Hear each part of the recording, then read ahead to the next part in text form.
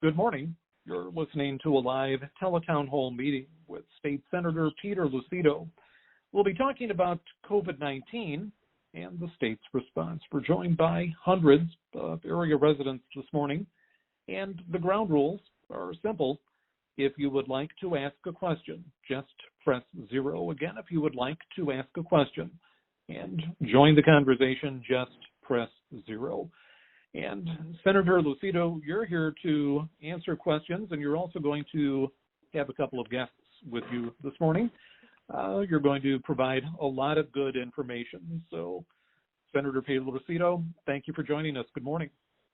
Thank you, and good morning, John, and good morning to the listeners. And thank you for joining the Tele-Town hall on COVID-19, also known as the coronavirus. Yes, we're facing a serious crisis. Our friends, our families are sick. Some are dying, and we are all at risk. There's a lot of information out there. Some is credible, some is misinformation, and we all need facts as soon as we can and do an analysis from reliable sources to make informed decisions. I truly believe that the facts and the proper resources of the people of the state of Michigan and Macomb County will make the right, best decisions for themselves and their families and our community. I'm dedicated to doing what I can to bring you this information on a very expedient basis and to represent your interests in this state as your state senator. I have today with me Dr. Nasser Hassan. Dr. Hassan is the Chief Infectious Disease Officer over there at Henry Ford Macomb Hospital right here in our local community. He's an eminent physician and a reliable source, which he's given me of his time. I appreciate Dr. Hassan joining us today to update us on the state of what we know about this COVID-19 virus, its progression in our county, and more importantly, what we should all be doing and what we should expect. At this time, we'll be answering questions after we give a breakdown of what has now been the current state of our state. You'll find that help and assistance of information posted on the website that I have and my Facebook pages. This is always helpful because it gives you not only websites that you can look to for additional information, but also phone numbers you can use to assist you and navigate you during these unparalleled times. As always, please send any questions you have today as it relates to this town hall to Lucido, that's Lucido, town hall at senate.michigan.gov. And I'm going to repeat that, Lucido, Lucido, town hall at senate.michigan.gov, or just call 855-347-8008.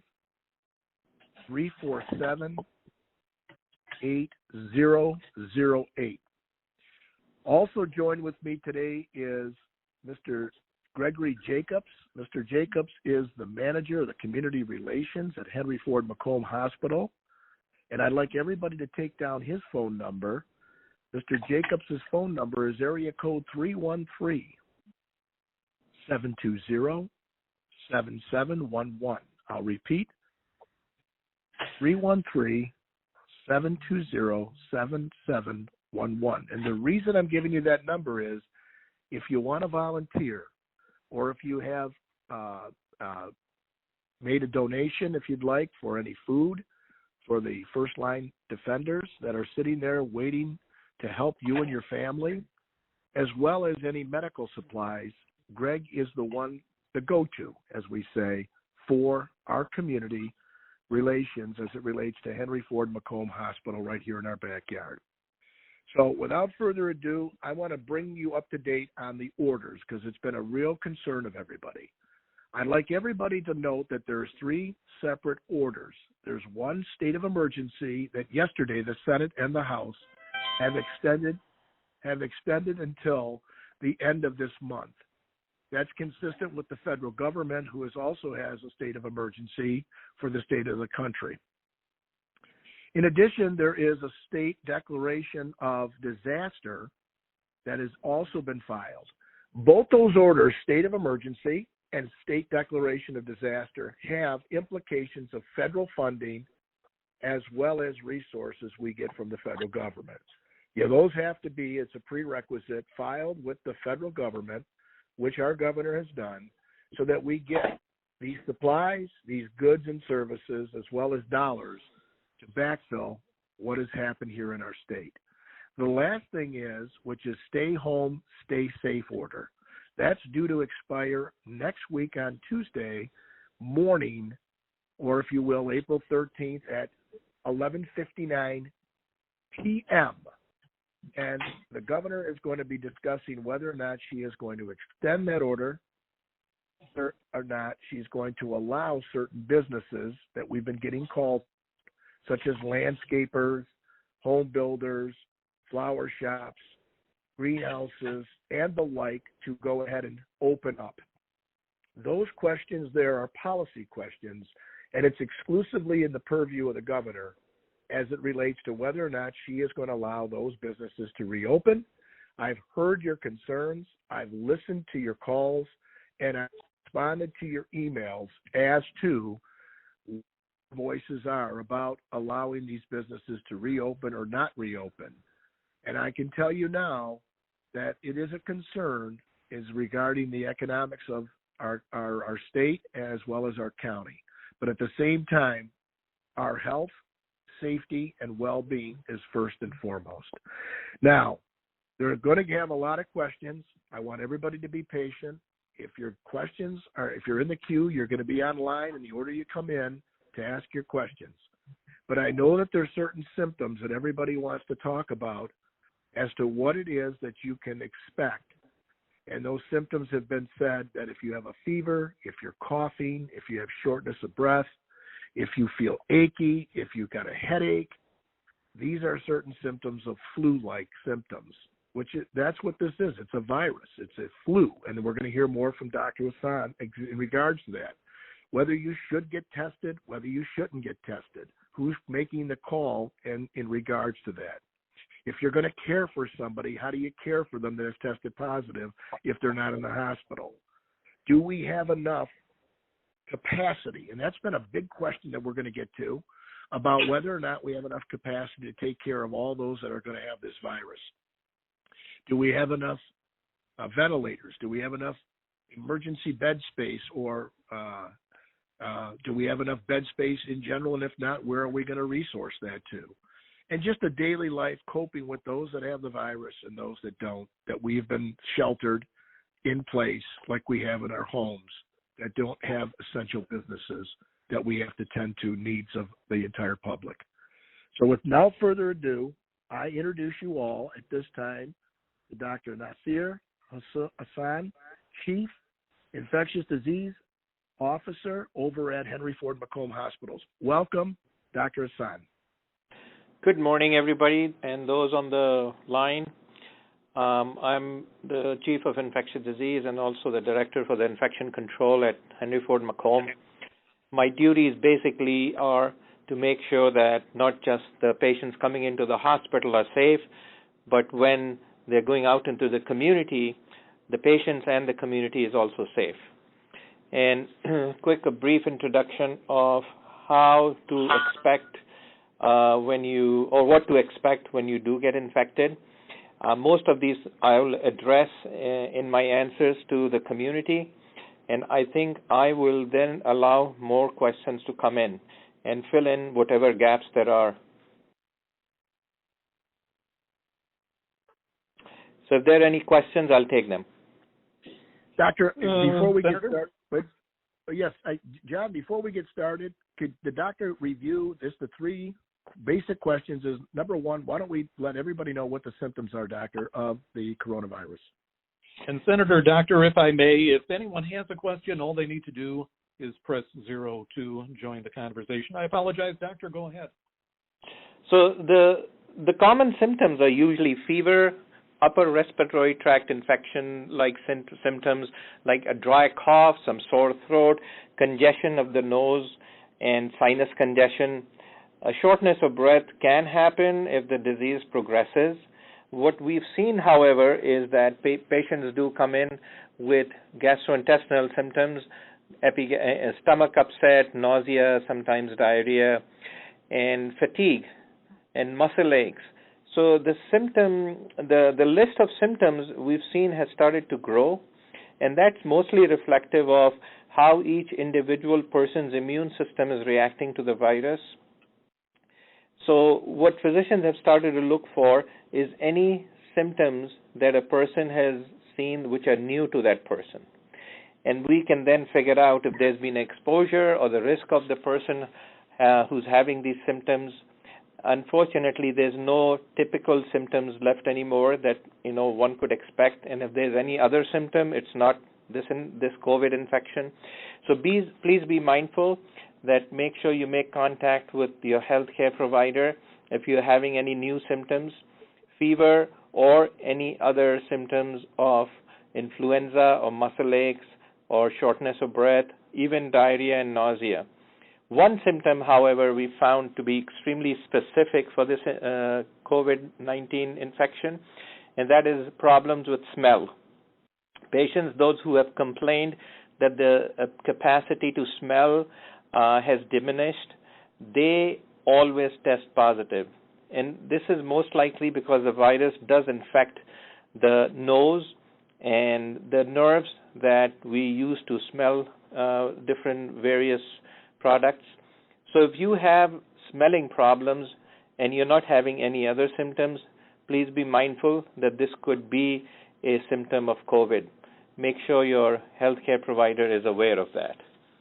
And if your symptoms are progressive, you may have to get tested and come to the emergency room. Most of the people, fortunately, almost 70 to 80% of people who will get infected may have very mild symptoms, and they may just do well at home. Okay.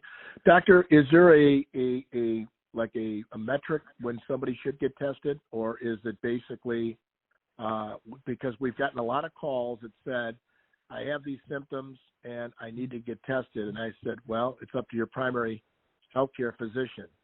When should somebody get tested? Is there any magical timeline on when they should get tested or not? So let me step back and talk about why get tested. I think the old adage we have in medicine is if you're going to change the management about a certain illness, then go ahead and run a test. With this infection, if the symptoms are mild and you're able to maintain social distancing at home and stay home in quarantine, and the symptoms are very mild, you may not really have to get a test.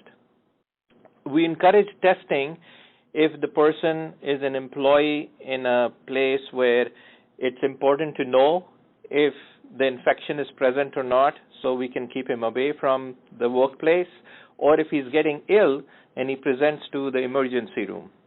Remember, testing is not the answer to break the chain of transmission.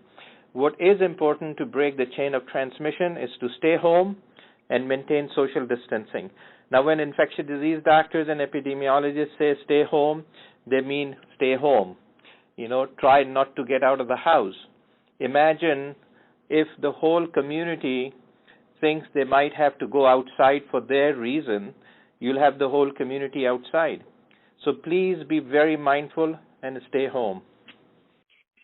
Doctor, they also indicated recently, the governor said if you're going to go outside to wear a mask, and that would mean for any activities. She encourages it, recommends it.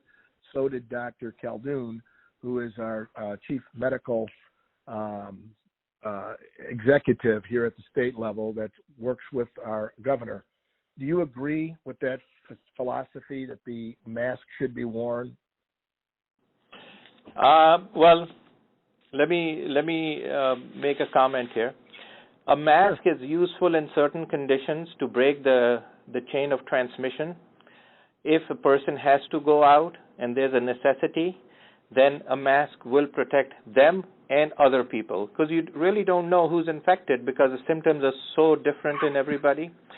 But if you're staying home and you're keeping social distancing, you may not need a mask. A mask is only protective under certain conditions. The whole idea is to avoid coming into contact with other people. If you cannot avoid that, say for instance in a hospital, in an environment, say like DTE plant where power is generated and they're working in close contact, they might need a mask. Wearing a mask and being outdoors may not be all that protective, because remember, this is also spread by touch, contact. And although all of us are very careful not to touch areas that may be like doorknobs and so forth, that is also a way this infection is transmitted. So masks are helpful, not in every condition, but also contact and cleaning surfaces that we touch frequently, they need to be cleaned. Thank you, Doctor.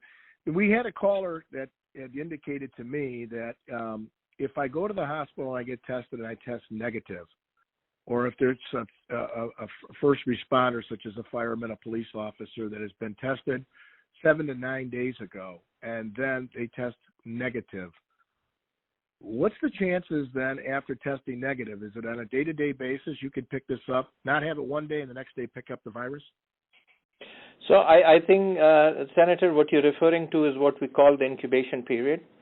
If a person is exposed to somebody who has this virus, it takes between 2 to 3 days to 12 days for the virus to start to reproduce in the nose and sinuses, that now the test will pick it up. If the test is done in that duration of the incubation period, the test may be negative, but you may still have the ability to be infectious. And that's why I'm not suggesting that we rely on the test too much. The way I look at these epidemics is that if we change the way we think and we imagine everybody's infected, including you yourself, you'll see how important it'll become for you to do social distancing and stay at home. And if you have to go out, especially if you're going to come into contact with other people in the community, you will need to wear a mask and use hand sanitization. Testing does not exclude the possibility of a person who may be infected. Do you have any recommendations on how we would care for a loved one who has the symptoms and they're home with others that are stay home, stay safe order that's in place? Could you elaborate on what's the best way to take care of that family member and what they should do with other family members that have not been in contact with the virus? So if you are fortunate enough to have the person stay in one part of the house and you can maintain the social distancing, you can still take care of your loved one as effectively as you can with anybody else. They need to wash their hands. The patient needs to wash their hands frequently. They need to wear a mask, especially if somebody is going to come and serve them food or whatever needs to be done.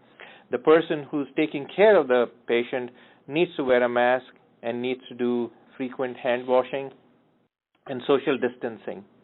Keep that 6 feet distance. Make sure that the patient is wearing a mask. If they're coughing and sneezing, make sure they do it on their sleeve as opposed to sneezing in the environment. But I think if these practical measures are taken, it is possible to take care of a person who has this infection at home and stay home. What happens is that because this is not natural for us to stay away from our loved ones and keep that distancing, we forget. It is very important that we be mindful that if we are able to do this, we can take care of these patients at home. Unless they're sick and they're having persistent fever and showing signs of progression of the disease, it is actually advisable to stay home and not leave your house. I've got one more question, then we're going to open it up to all of the residents that are on the line right now for the Tele-Town Hall. The Metro Detroit area has had thousands of cases and deaths, and that would be our Wayne, Oakland, where you see the most of this in the reports and the charts. I will say this. I applaud Henry Ford Macomb hospitals and their leadership. They are now telling us how many people have been on the vents and how many have gotten off. They also tell us how many have been diagnosed with corona and then been released. So I really applaud those numbers because that's helpful for me living in this community, and that's my hospital of choice with my family. But the Upper Peninsula has only had a handful of cases, so it seems like the barrage of all of the cases have come down here into Southeast Michigan. I want to know this. We have been getting calls about capacity. Henry Ford Macomb Hospital over here at 19 Mile Road in Clinton Township. Are we at capacity, number one? Do we have any ICU beds left? Do we have any vents left? And if not, where do you recommend the patients to go if they can't come to Henry Ford Macomb? So the answer to all those three questions is yes. We still have beds, we still have intensive care unit beds, and we still have ventilators available. Remember that a lot of patients who are being admitted, they're getting excellent care, and they're being discharged home safely. So the turnaround has been very fortunate for the hospital in that we can create these beds, although the situation is tight, but most of the patients who are coming into the hospital after getting appropriate care are being discharged, so we can accommodate more patients. So far, I think we are good, and we have availability of all those of three resources. Do you suggest that the individual coming to the hospital should call ahead and make sure that there is proper facility available in case they believe they have the virus and they're going to be admitted? I think that's an interesting question because if you need emergency care and you have to come to the hospital, please do. Having a live report of whether there is a bed available right away or not may not be practical because obviously by the time you get here, some hours might have transpired. But my message to the community is that if you're sick, you're not feeling well, please come in. It's our responsibility to take care of you or take care of anybody in the community. Thank you, Doctor. That was very appreciative, and I appreciate the answer. John Perry, at this time, can we get our callers going? Senator Lucido, absolutely, and you are joining the live Tele-Town Hall meeting on COVID-19 with your state senator, Senator Peter Lucido. We're also joined by Dr. Nasser Hussain from Henry Ford Macomb. Again, the topic is COVID-19. If you would like to ask a question and join the conversation, all you need to do is press 0. Right now we have a question coming in from James in Shelby Township. Dr. Hussain, you were talking about testing. Sounds like James has a question about testing. Hello, James. Hi, how are you? Good. I don't know if you could hear me. Yeah, we can hear you. We can hear you. Okay. I just wanted to know, is your hospital testing? And the second part of the question is for Peter, and that is, I have called two of the hospitals, one in Mount Clemens, one in Troy, and they both told me that if I came in to get tested, I would be charged an emergency room visit, which my insurance does not cover. There's something we can do about that. So I'll answer the first part of the question. We do test patients who come to the emergency room and fit the criteria to be tested. So we do have that capacity to test patients who need to be tested. The other part I will defer to somebody else on the line. This is Senator Lucido, and thank you for calling in and thanking you for being a part of the Tele-Town Hall. I think this is important. That's a great question. How they bill you is something internally with your own insurance that you have. Unfortunately, what I'd like you to do is, if you have a policy that's through your work, you need to take it up with Human Resources and or the company itself, if it's Blue Cross or if it's HAP, whoever is insuring you, through your agency that you have outside of the scope of employment. You're going to have to deal directly with that insurance provider. Each contract has details on what they bill for and how they bill. And unless I saw the contract, I wouldn't know how to answer that. I understand. I hope that helps. I hope that helps. Thank you. You're welcome. James, thank you for the call. Again, if you would like to ask a question and join the conversation with your state senator, Peter Lucido, and Dr. Nasser Hussain from Henry Ford Macomb, all you need to do is press 0. We're also joined by Greg Jacob from Henry Ford Macomb this morning. And Dr. Hussein, we have another question coming in, this time from Harrison Township, and Linda. Hello, Linda. You're on with Senator Lucido and Dr. Hussein. Hi, Linda. Are you there, Linda? Sorry, I had it muted. Sorry. Go on Go ahead. Okay, my question is about testing and the numbers in the state of Michigan. My brother is a first responder. He worked in Detroit. He was transporting people in and out of Henry Ford Hospital. He was sent home 2 weeks ago tomorrow with a fever, and he couldn't get telemed to give him an RX for a test for 4 days. So he was tested a week ago Monday, which is 9 days now. He still doesn't have his results, which is very troubling on many levels. It's worrisome, first of all. The doctor said he probably does have the virus. And he tested negative for the flu. My question is, if that's replicated throughout the state, what is your thinking on how far off the state numbers are in terms of the number of people who actually have it? And is that a common thing throughout the state, that there are not available tests and not timely test results? Thank you for your time and your service. Hi, Linda. This is Dr. Hussein.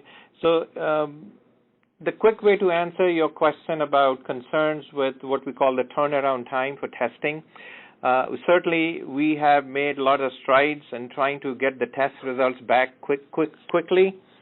Initially, because these tests were being sent down to CDC in Atlanta, the turnaround time was anywhere between 5 to 8 days. It's down to almost 2 or 3 days.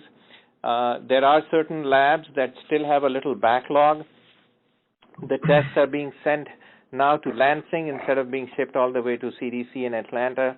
Some private labs have started to do these testing, and so the turnaround time is improving every day. The second part of your question was, do we really know how many people are infected because we're not doing enough tests? And the answer to that is not everybody needs a test, honestly. The test may or may not change the way epidemiologists manage this epidemic or clinicians manage this epidemic. The test is helpful to make clinical management. The way I look at this epidemic is that a lot of people are infected who may have very few symptoms and may not even seek medical attention. The ability to go and test a lot more people than we are doing it right now, that we need more test kits, and they are basically for studying purposes. I think managing everybody clinically and managing the infection or the epidemic by itself, the more important thing than testing is to stay home quarantine, and to have social distancing as part of our lives. Thank you, Doctor. Thank you, Linda, for the question. And I appreciate that because it follows up the one I have. If I had the virus, Doctor, and then I don't exhibit those symptoms anymore, could I re-engage that virus? So I think, Senator, you bringing up this very interesting question. Can a person get a second infection from the same virus after he's recovered? We don't have any evidence that is happening or that is anticipated. We think once a person recovers from an illness, the body's immune system has had the ability to overcome the virus, and we don't see patients coming in with a second infection. They do come in with other issues where they get a fever and develop shortness of breath, and we think that's mostly because their lungs are a little weaker, they can get a secondary pneumonia from bacteria. But we haven't seen patients coming in with a second bout of the same infection. That's a good sign, Doctor. I appreciate that. And then we're going to take another caller. How about that, John? Let's get another caller because we want to get these questions. Senator Lucido, Dr. Hussein. Our next question comes in from Tom in Shelby. Hello, Tom. You're on with Senator Lucido and Dr. Hussein. Yes, I actually have two questions. The first one is actually I'm planning on traveling to Florida the end of April with my wife, April 28th. And the second question is, Detroit is testing with a 15-minute test. Why is ours taking so long? Thank you. So I think you're talking about the new test that is what we call a point of care testing. And that test has been designed that people who don't go to a facility and yet want to have a test, they can do it at home. The sensitivity or the ability of the test to pick up the infection is not as good as we have like the ones we do in the laboratory in hospitals. The test itself, yes, it takes 15 minutes, but because it is not foolproof, we may get what we call false negative tests. If there is a need to get tested, I still encourage patients to come to their healthcare provider directed location, which could be in a hospital, rather than do a test that's not all that reliable and be under the false pretense that they don't have the infection. By the way, it doesn't take long to do these other tests that we do in the hospitals that are more reliable, and because we can batch them, we can run about 100 tests. It takes about 45 minutes to run the whole test.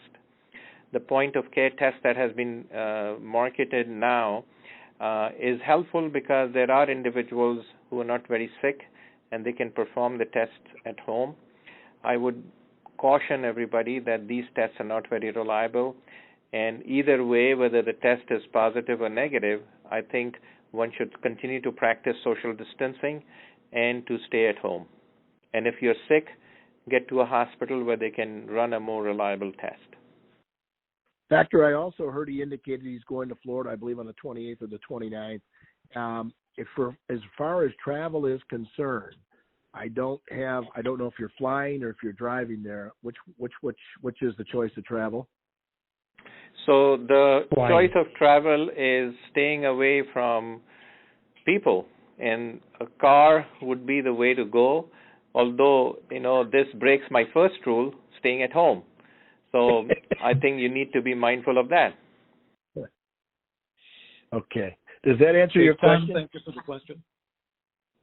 All right. Senator, Doctor, right now we're going to go to Sandra in Clinton Township. And Dr. Hussein, it sounds like Sandra has a question for you. Hello, Sandra. You're on with Senator Lucido and Dr. Hussein. Good morning, Senator and Dr. Hussein.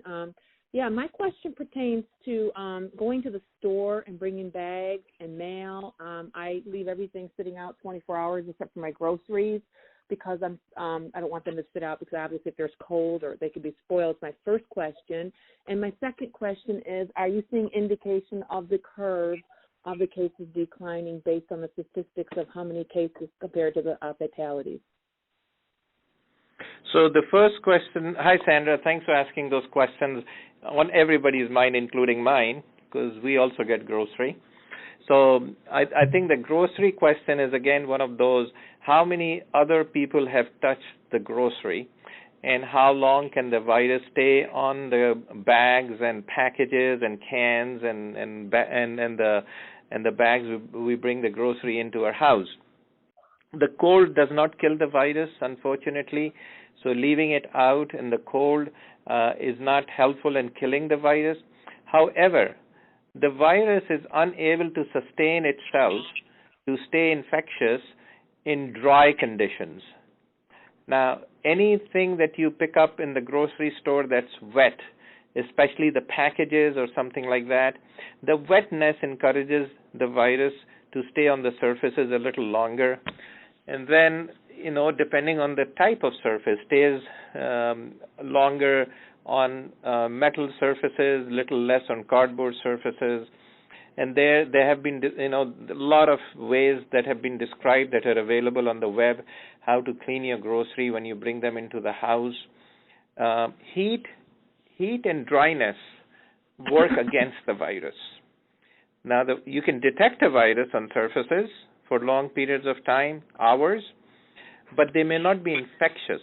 The ability of a virus to become infectious depends on so many variables, depends on the type of chemicals the virus has that work in certain range of temperatures and so on.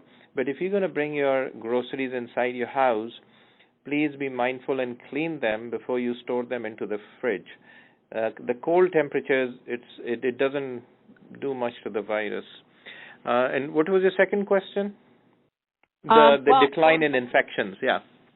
So the way these epidemics work in the community is we see these come in waves.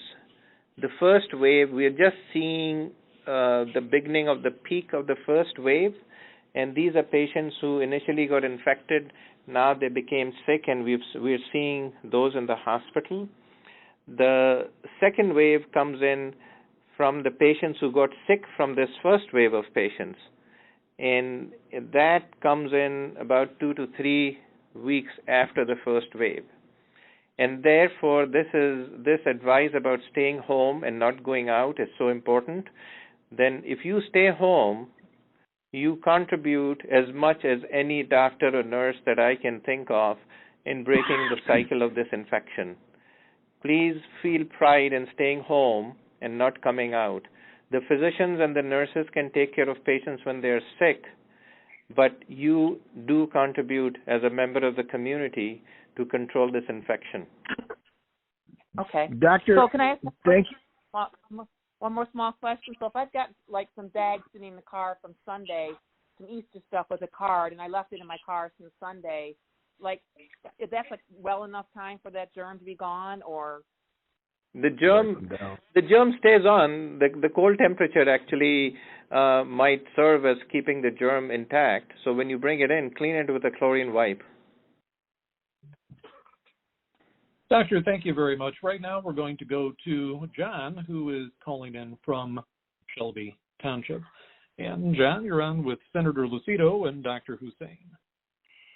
Thank you. Dr. Hussein, why is hydroxychloroquine working or seems to be working for patients, and how would I get this prescribed if I were to get infected? I think the operative word is seems to be working, and this is the difference between a drug that works and the drug that seems to be working. Drugs that are used to treat any ailment are tried through a very statistical method to see if they really work. Unfortunately, we haven't had those trials with chloroquine. The way chloroquine was introduced into this COVID-19 infection therapy was not based on those very robust and strong trials that show that giving chloroquine to a person improves their chances statistically to get better. There is some theoretical evidence that it might affect the virus's ability to slow down in its replication. It doesn't quite translate into, just because of this theoretical concept, into improving the person's ability to get better.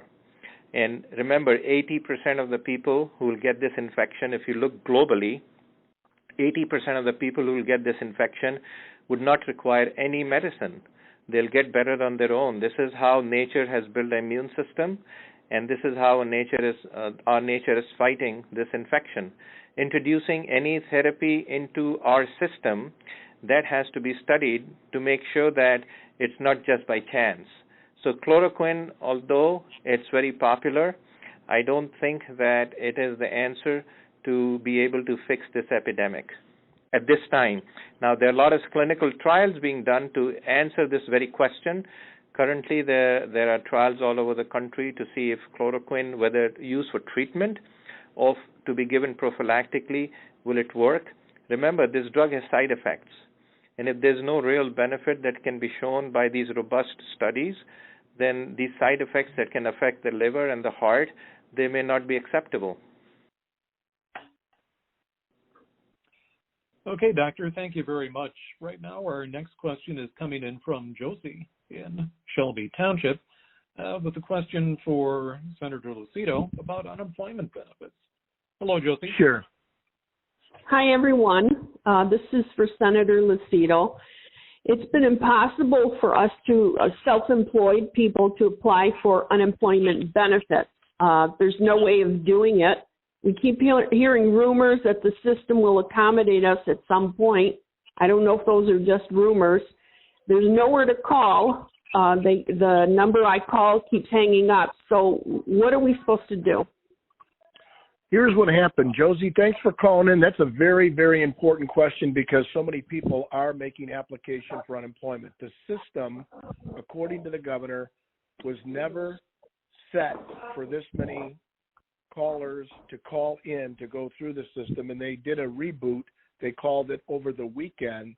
And in fact, last night, the governor was actually working the phone lines, but everybody I've talked to, including yourself today, has said they could not get through. I have given the governor's number out in her office for her relations because she too has constituents. They're called the entire population of the state of Michigan.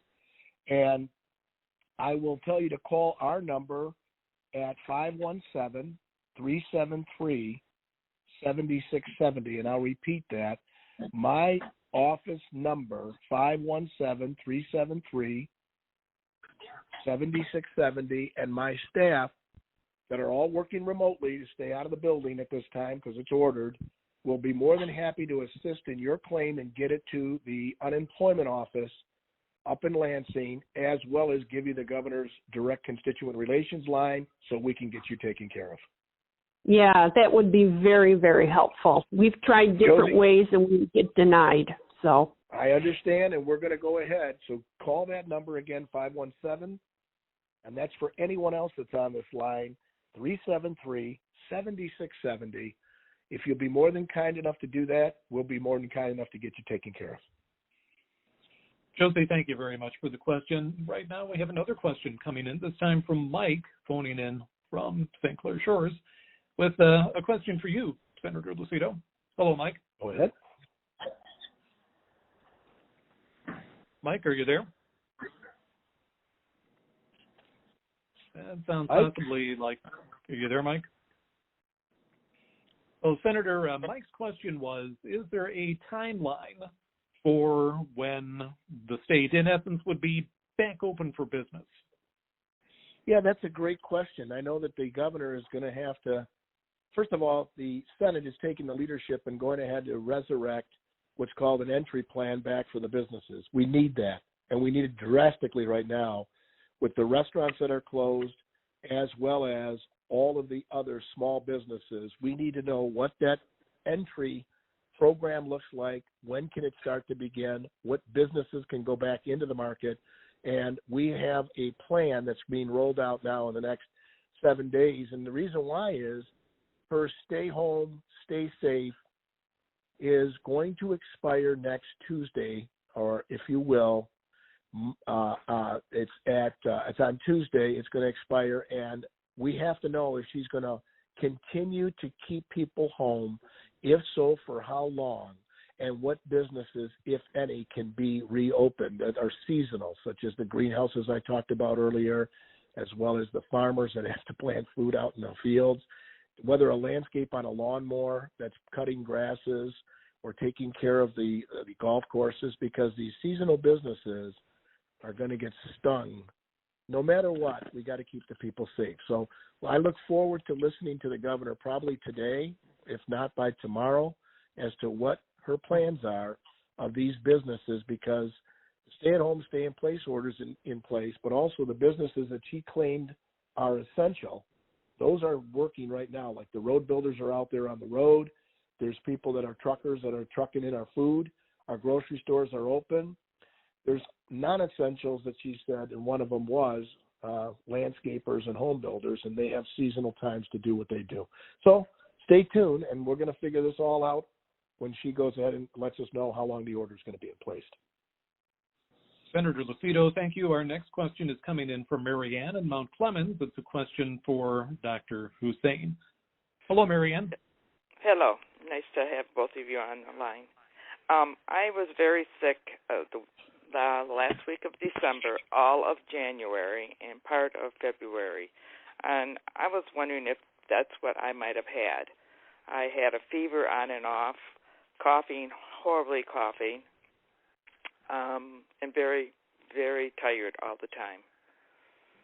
And I would just like to know if I had it, or even if later on, I know too many people are having tests now, I wouldn't do it now, but later on, if I could have a test to find out, did I have it or did not have it? I went to the doctors twice. after about maybe after 3 weeks, the one doctor did finally give me some antibiotics, and I did feel a little bit better after that. Hi, Marianne. Thanks for that question. Great question, because that's in the mind of a lot of doctors also who see patients on a regular basis.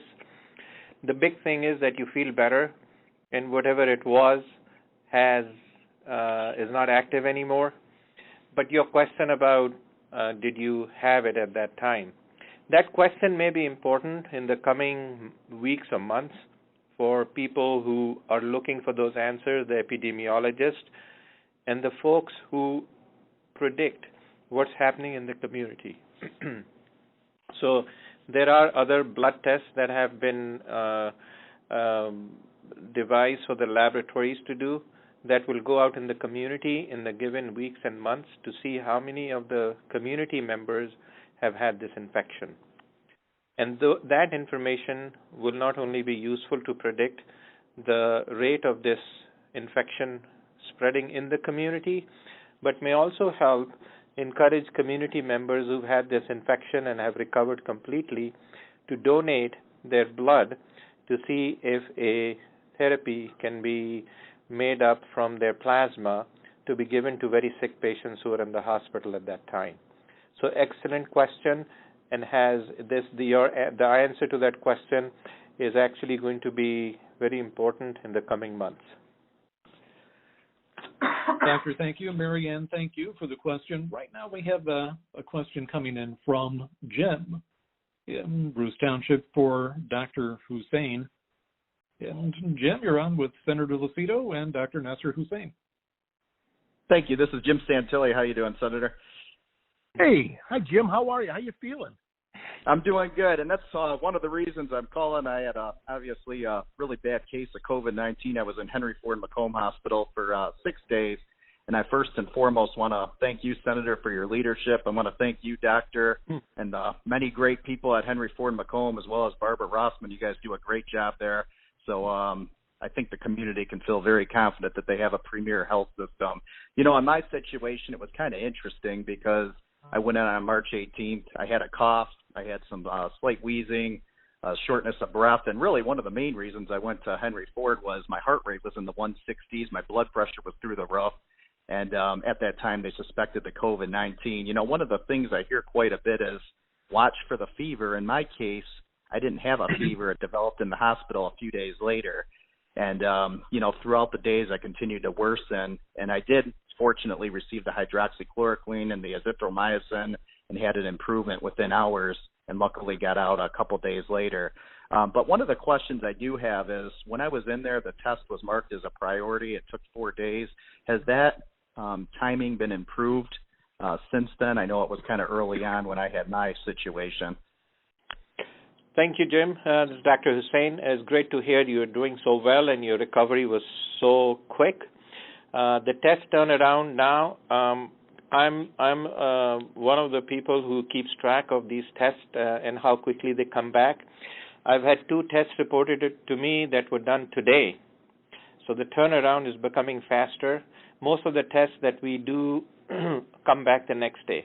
So we've caught up with the backlog, and I think that turnaround time continues to get better. We do have some built-in time, and that is the transport. We transport all these tests done here to our main laboratory. The equipment to run these tests is quite big and has to be validated every so many days, and so we keep it all in one place.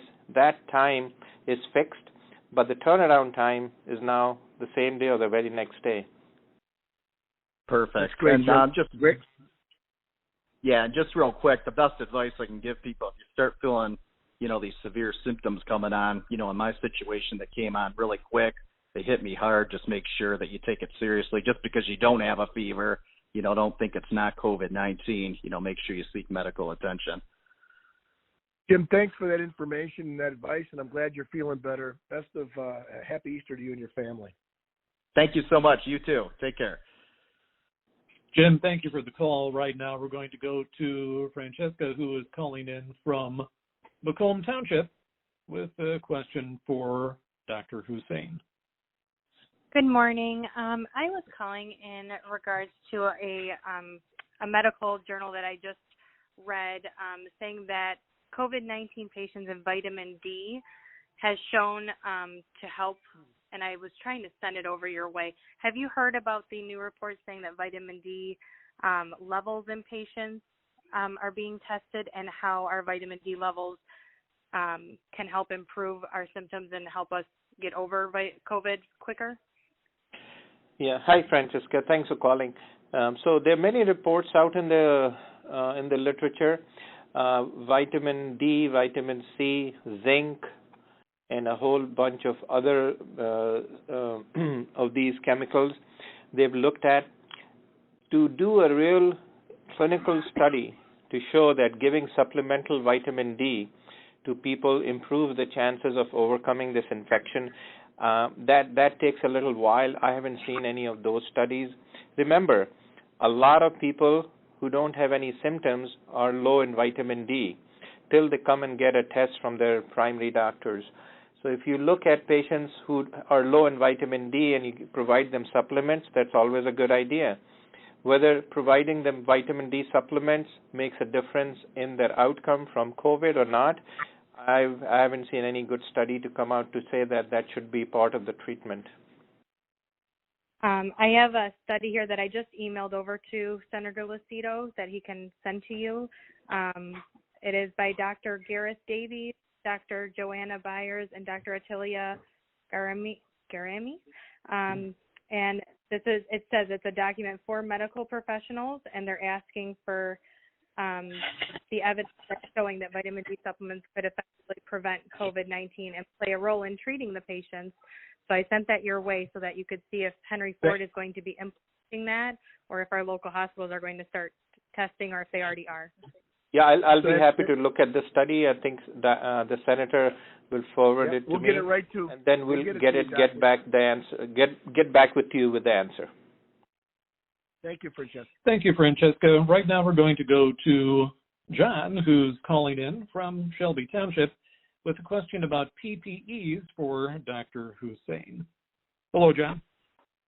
Good morning. Yes, doctor. I'm wondering about what happens to all the PPE equipment that is used at all the hospitals for disposal. Don't know what they do today, but is there anything special being done to dispose of these PPE garments today because of the contagious of the virus? Yeah. Hi, John. Good question. We have been dealing with biohazard disposable material for a long time. Hospitals have a great conduit to get rid of this material. What we have seen is an immense increase in the amount of these material going out of hospitals. So yes, all the systems are sort of used up to capacity, but so far we haven't had any problem with the disposal. We do understand that most of the equipment that's being used for personal protection has been contaminated, and they need to be recycled in the proper way, and there is a system in place. We are trying to recycle some PPE that can be. We've tested methods to do that. Most of the masks that we use, most of the gowns we use cannot be recycled, but some of the masks that we've seen can be recycled. John, thank you very much for the question. Senator Lucido, it's about 11:55 right now. We're moving on toward the close of noon. Do we have time for, do you think, one more question? I think we do, John. Let's get one more caller. Okay, let's go to, we still have a number of callers who have not been able to join the conversation, but we'll provide contact information again at the end. But right now, let's go to Diane, who is calling in from St. Clair Shores. Hello, Diane. You're on with Senator Lucido and Dr. Hussein. Hi, everybody. First of all, thanks for having this meeting. I found it to be quite helpful.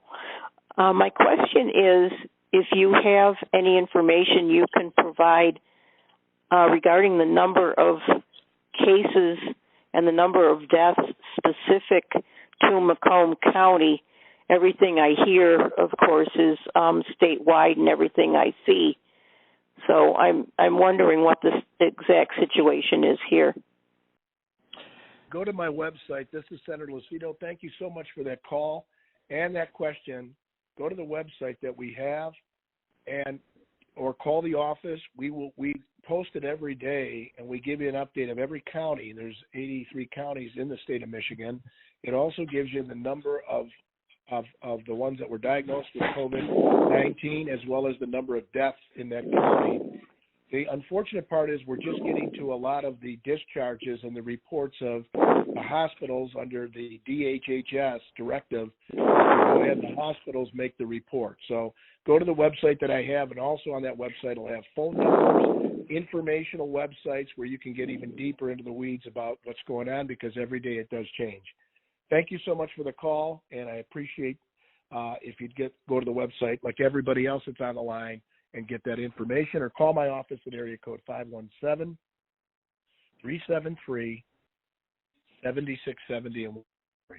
John, I think we're almost out of time now, so I want to try to wrap things up. Time to wrap up, Senator. Sure, go ahead. Okay, so everybody that's out there, first of all, I want to tell you that we're going to try to do this again, and we're going to do it real shortly, and I'll tell you why. We're going to know more in the next 2 weeks from not only Dr. Hassan, but also all the other physicians are playing a big role in taking care of us and our families. I know that our chief medical executive that's working with Dr. Caldoun, I know that Dr. Bricks and Dr. Fauci in Washington, D.C. are bringing us information on a daily basis. And I know that we're looking at now more systemically what we can do to help everybody. Dr. Hassan, is there any closing remarks? I want to thank you, and I want to thank Dr. Gregory Jacobs, who's on the line again. Greg Jacobs, if you can, I really appreciate that. I want the community outreach, and you're the community relations director. If you have anything that you want to talk about with Greg, his phone number is 313-720-7711. I'm going to repeat that. It's 313 area code 720-7711. And he is the community relations outreach director who is going to go ahead and, if you have any medical supplies, like we've talked about, gloves or masks, or anything of that nature, or you want to donate food to the first line defense of the staff, the doctors, the hospital personnel, the people that are making things work in our community, please go ahead and do so. Thanks, Greg, for joining us. Dr. Hassan, I don't know how to say it, but you're the best. I tell you that now. Chief of Infectious Disease at Henry Ford Macomb Hospital.